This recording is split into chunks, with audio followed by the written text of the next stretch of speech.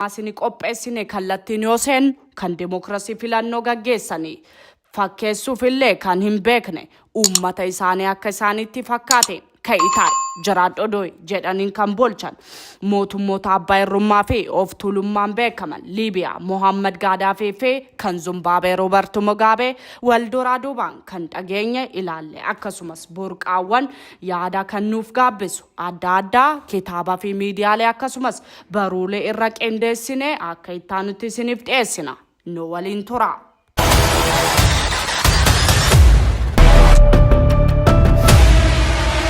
Akadeemiitti maallaqa harcaasuun bakka ciseetti shamarree mimmiidhagoo lakkoofsaan baay'atan waliin ifaatti bashannanuun iddoo walgahii irratti argame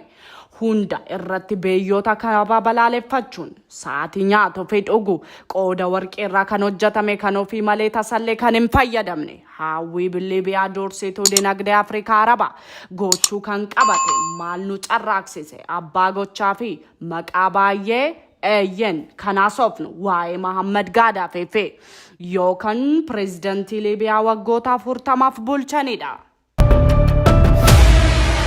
Namtichi dursitee qorachuu fi beeyyoota isheef hamaa yaadan biraan geesse aduun osoo liixin addeessi osoo hin ba'in kan shiraanis ta'e waraanaan balleechitu Ameerikaan hawwiin isaa hundu akka duumessa qilleensi tuqe ta'ee badee malee sila akka yaada isaa poolisii dinagdee bobbaa Liibiyaa beeyyoota kaabaaf saantima warqii gurguraa doolaara Ameerikaa kan gabaa addunyaa morkata malee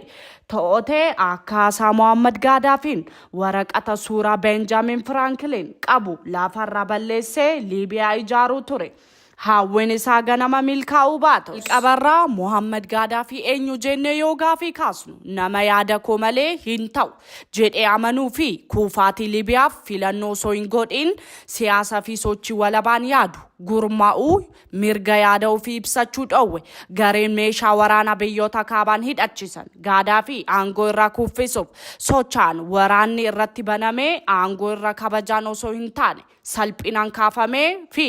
boolla keessaa harkifamaa baasamee kan ajjeefame kan ofiis beeyyaa qabee kan kufedha.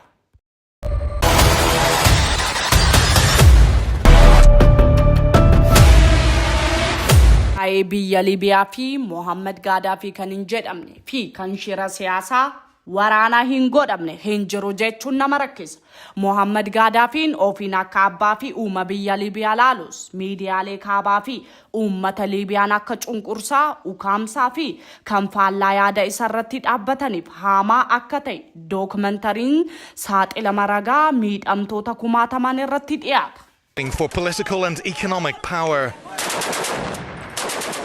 Mohammad Gaadaafiin bara Liibiyaa bulche waggoota 43 ol sosochii misoomaa Liibiyaa keessa godhe haga tokko Liibiyaa irratti jijjiirama fiduus baay'inaan garuu kan sirna mootii abbaa gara ilmaatti daddarbu diriirsee filannoo fi dimokiraasii bakka deemeetti akka hin barbaachisnetti kan isa dhagahanis kan isa hin dhageenyeefis sodaa tokko malee nama dubbatu darbee sabaaru ture. Hawwiin boba'aa Liibiyaa biyyoota kaabaaf Ameerikaas ta'e aardii Awurooppaaf saantima warqiin nan gurgura jedhu jalaa fashalee.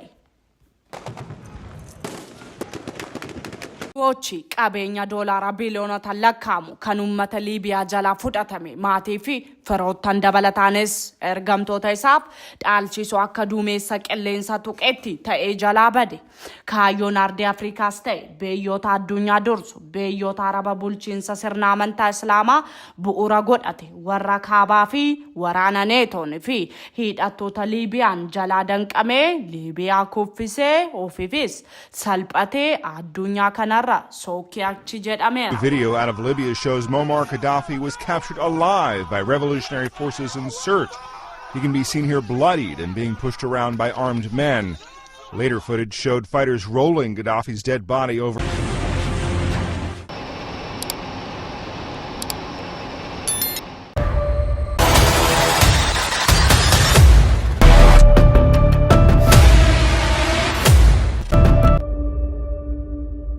Hoosaa fi haasaa godhuun guutuu addunyaa dandeettii kofalchiisuu kan qabu pireezidantii dhamoo koomeediyaanii kan jedhamu waa'ee bilisummaa dinagdee ijaarsa biyya daangaa darbanii yaaduun wal morku kan akka hin barbaachisnetti kan argu namni yoo nyaatee dhuge kan biraa isa hin barbaachisu jedhe kan yaade World Bank xiqqeessee kan arrabse gamtaa mootummoota addunyaa kan qeequ qaroomina fi teeknooloojii dursiituu addunyaa kan taate Ameerikaaf tuuffii guddaa kan qabu amma dulloomaa haasa'uu fi tarkaanfachiisuu dadhabee kufuutti kan barcumaan gorra taa'e.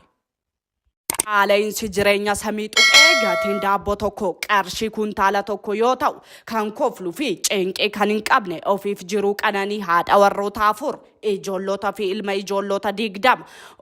ol ashkaroota fi eegdota dhibboota lakkaaman masara isaa keessa qananiin gammachuu fi yaaddoo malee bashannanee kan jiraatu abbaa gochaa fi maqaa baay'ee pireezidantii Zimbabwee Roobert Mugaabeedha. Specialist hooggansaa osoo hin taane kan arrabsoo kan ta'e Roobert Mugaabe uummata Zimbabwee fi Afrikaaf ta'e addunyaaf tuuffii hamaa kan qabu Roobert Mugaabe yoo ani hin bulchine yoo kan barcumaa irra ka'e Zimbabween akka dhakaa garbas keessa seenee lixe baddee hafti jedhee kan nama yaadu Roobert Mugaabe haasaa qaaneessa yaada arrabsoo qeeqaan guutameen miidiyaalee garaagaraa irraa dhiyaatee godhuun kan qaanii fi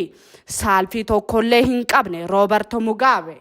Haasaa beekamaa waqtii tokko miidiyaa waliin godheen Barack Obaamaan yoo gaa'ela wal fakkaata akka Zimbabwee keessa eeyyamamuu yoo barbaade dursa niitii kiyya haa ta'u jechuun uummata inni nan bulcha jedhu Zimbabwee qaaniin mataa qabsiisee morma cabsiisee jira. Akka addunyaatti haasaa Mugaabee godhe sanaan yeroo dheeraaf itti koflamaa akka wallaalaa gowwaa ilaalamaa fakkeenyitti kennamaa tureera.